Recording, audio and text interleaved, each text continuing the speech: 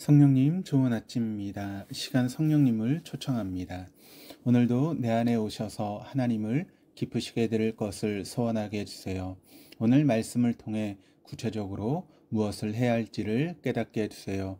깨달은 것을 삶 속에서 실천할 수 있도록 도와주세요. 아멘.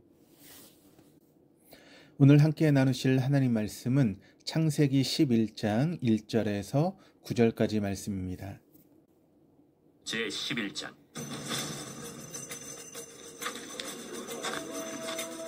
온 땅의 언어가 하나요 말이 하나였더라. 이에 그들이 동방으로 옮기다가 시날 평지를 만나 거기 거류하며 서로 말하되, 자, 벽돌을 만들어 견고히 굽자. 이에 벽돌로 돌을 대신하며 역청으로 진흙을 대신하고, 자, 성읍과 탑을 건설하여 그 탑 꼭대기를 하늘에 닿게 하여 우리 이름을 내고 온 지면에 흩어짐을 면하자. 여호와께서 사람들이 건설하는 그 성읍과 탑을 보려고 내려오셨더라. 이 무리가 한 족속이요 언어도 하나이므로 이같이 시작하였으니 이후로는 그 하고자 하는 일을 막을 수 없으리로다. 자, 우리가 내려가서 거기서 그들의 언어를 혼잡하게 하여 그들이 서로 알아듣지 못하게 하자. 여호와께서 거기서 그들을 온 지면에 흩으셨으므로 그들이 그 도시를 건설하기를 그쳤더라. 그러므로 그 이름을 바벨이라 하니 이는 여호와께서 거기서 온 땅의 언어를 혼잡하게 하셨음이니라. 여호와께서 거기서 그들을 온 지면에 흩으셨더라. 모두 50장으로 구성된 창세기를 크게 두 부분으로 나누면 1장에서 11장은 처음 세상 이야기라고 할 수 있고, 또 12장에서 50장은 믿음의 조상들의 이야기라고 할 수 있습니다. 그래서 창세기 앞부분 1장에서 11장에는 4대 사건이 있고, 뒷부분인 12장에서 50장까지에는 4대 인물이 있습니다. 4대 인물은 아브람, 이삭, 야곱, 그리고 요셉이고, 4대 사건은 천지창조, 또 선악과 사건, 노아의 홍수, 그리고 바벨탑 사건입니다. 그래서 오늘 본문은 4대 사건의 마지막으로 바벨탑의 이야기입니다. 창세기 앞부분의 4대 사건 중 천지창조를 빼고 나머지 3개가 모두 인간의 죄와 연결되어 있습니다. 선악과 사건과 노아의 홍수 사건에 비하면 바벨탑 사건은 작은 일로 여겨지기도 합니다. 아담과 하와가 하나님께서 금하신 선악을 알게 하는 나무의 열매를 먹음으로 인간은 실락원하게 되었고, 모든 인간에게 죽음이라는 불청객이 찾아왔습니다. 노아의 홍수 사건은 이 땅의 모든 사람은 물론 땅 위의 동물들과 공중에 나는 새들도 모두 죽어야 하는 엄청난 사건이었습니다. 그런데 바벨탑 사건은 시날이라고 하는 한 장소에서 일어난 그 지역 사람들이 벌인 일처럼 여겨집니다. 하지만 이 바벨탑 사건은 죄의 몸을 갖고 태어난 인간이 얼마나 하나님을 대적할 수 있는지를 보여주고 있는 상징적인 사건입니다. 즉, 이 바벨탑은 그 당시에 사람들이 짓다가 완성하지 못한 건물이 아니라 유사일에 모든 사람이 하나님을 대항하고 하나님 없이도 충분히 잘 살 수 있다고 오만해야 하는 것을 보여주는 그림 언어와 같습니다. 1절입니다. 온 땅의 언어가 하나요 말이 하나였더라. 이때까지 사람들의 말이 서로 통했던 것은 모두가 노아의 후손이었기 때문이었습니다. 물론 바벨탑의 시대는 노아 이후에 아주 많은 세월이 흐른 후입니다. 노아는 홍수 이후에도 350년이나 더 살았습니다. 어제 살핀 10장은 노아의 아들 셈, 함, 야벳의 족보에 대해서 증거합니다. 야벳은 2대, 함은 3대, 셈은 5대까지 기록하고 있지만 그렇게 해서 온 세상 곳곳으로 사람들이 퍼져나갔다라고 하는 것을 알려주고 있습니다. 2절입니다. 이에 그들이 동방으로 옮기다가 시날 평지를 만나 거기 거류하며, 이에 그들이 동방으로 옮기다가를 문자 그대로 번역하면 그리고 그들이 동쪽으로부터 떠날 때의 일이었다입니다. 그래서 새번역 성경은 사람들이 동쪽에서 이동하여 오다가 라고 번역하고 있습니다. 동방은 바로 에덴 동산이 있는 곳이었습니다. 에덴 동산은 믿음의 본향과도 같습니다. 그곳에서 점점 이동하였던 것은 점점 믿음과 상관이 없는 삶을 살았다라고 하는 것입니다. 또한 동방 케뎀은 믿음의 본향이라고 하는 장소의 의미만 있는 것이 아니라 옛날 태고라고 하는 시간적인 의미도 있습니다. 노아가 방주를 짓고 홍수가 있을 때 1년 이상을 방주 안에 있으며 순종했습니다. 그런데 방주에서 나온 후에 포도주에 취해서 옷도 입지 않고 잠들었습니다. 세월이 그의 영적인 긴장감을 떨어뜨렸기 때문입니다. 성경에는 물론 우리 주변에서도 처음에는 신실했었는데 나중에는 그렇지 못한 사람이 적지 않습니다. 세월이 지나면서 하나님을 또렷하게 바라보지 못하고 영적으로 깨어있지 못했기 때문입니다. 그래서 시간은 우리를 성숙으로 인도하는 오르막길이 되기도 하고 반대로 우리를 방탕하게 만드는 내리막길이 되기도 합니다. 그래서 성경은 에베소 5장 16절 말씀을 통해서 세월을 아끼라, 때가 악하니라 라고 권면합니다. 하나님께 집중하지 않고 세속적인 가치관에 눈을 맞추면 그 인생은 부패하고 맙니다. 3절입니다. 서로 말하되 자 벽돌을 만들어 견고히 굽자 하고 이에 벽돌로 돌을 대신하며 역청으로 진흙을 대신하고. 이전에는 돌로 건물을 만들었는데 돌은 아주 무거운 자재이기 때문에 높은 건물을 짓는 데는 한계가 많았습니다. 이집트의 수도 카이로의 기자에 있는 대피라미드는 높이가 140m나 될 정도로 높습니다. 거기에 사용된 돌의 무게가 작은 것은 2톤이고 큰 것은 50톤이나 됩니다. 그렇게 무거운 돌을 어떻게 그렇게 높이 올렸는지 신비하기만 합니다. 그래서 대피라미드는 세계 7대 불가사의 중에 하나입니다. 그리고 세계 7대 불가사의를 말할 때 가장 먼저 언급이 됩니다. 그런데 바벨탑을 지으려고 하는 사람들이 벽돌을 만드는 법을 배웠습니다. 이것은 당시에 획기적인 발명품과 같았습니다. 바벨의 사람들은 자신들이 만든 벽돌이 건축을 완전히 바꿔 놓을 것으로 생각했을 것입니다. 그 이전에는 돌을 쌓고 그 사이에 진흙을 발라서 건축물을 지었습니다. 그런데 건축에 쓸 돌을 구워서 만들 수 있게 되었습니다. 그리고 역청을 채취해서 끓여서 접착력을 높였습니다. 그래서 이전과는 훨씬 쉬운 방법으로 높은 건물을 지을 수 있게 되었습니다. 4절입니다. 또 말하되 자 성읍과 탑을 건설하여 그 탑 꼭대기를 하늘에 닿게 하여 우리 이름을 내고 온 지면에 흩어짐을 면하자 하였더니. 사람들은 벽돌로 건축하는 방법을 알게 되고 높은 건축물을 지을 수 있게 되자 성읍과 탑을 건설해서 그 꼭대기가 하늘에 닿게 하자고 모의했습니다.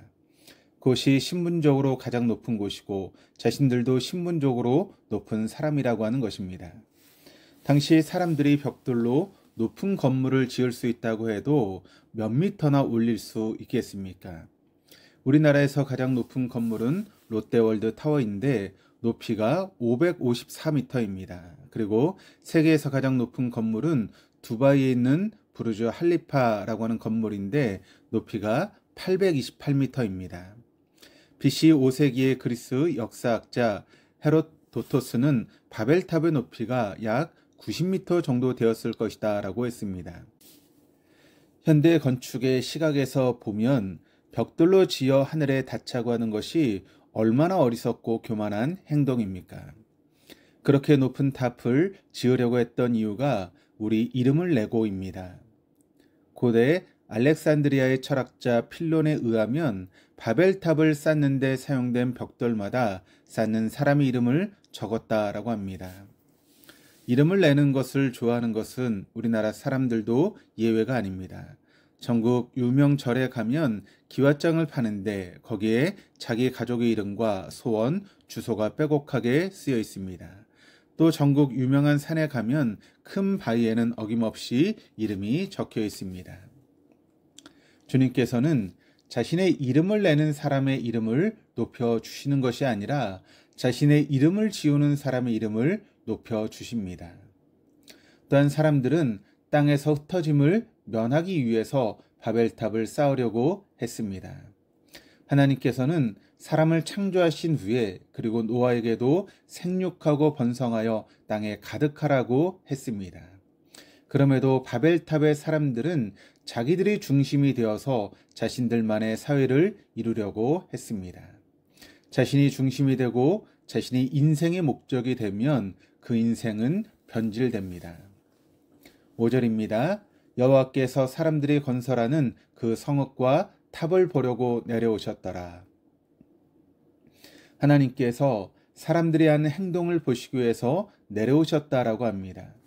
보좌 위에서 못 보시거나 모르시기 때문이 아니었습니다. 이런 표현은 신인 동형론적 표현이라고 합니다. 하나님께서 행하시는 것을 사람의 행동으로 표현하시는 것입니다.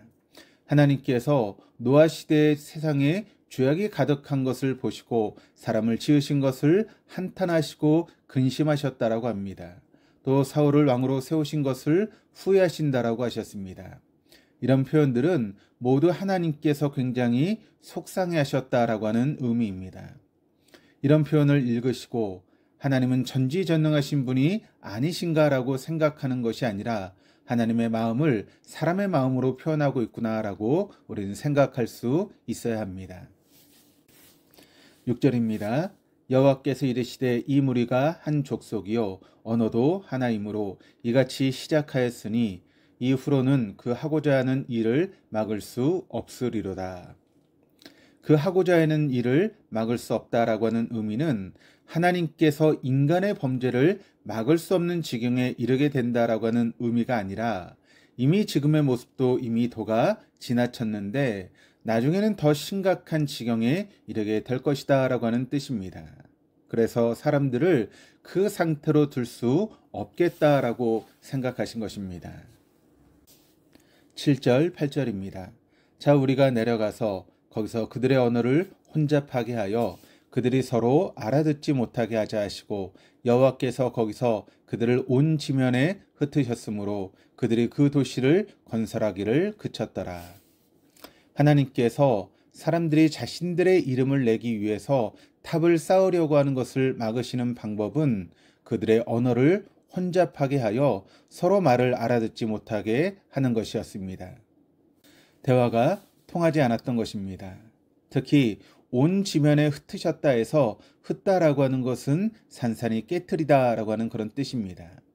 마치 포도주 잔을 대리석 바닥에 떨어뜨리면 산산조각이 납니다. 그러면 그것을 다시 붙일 수도 없습니다.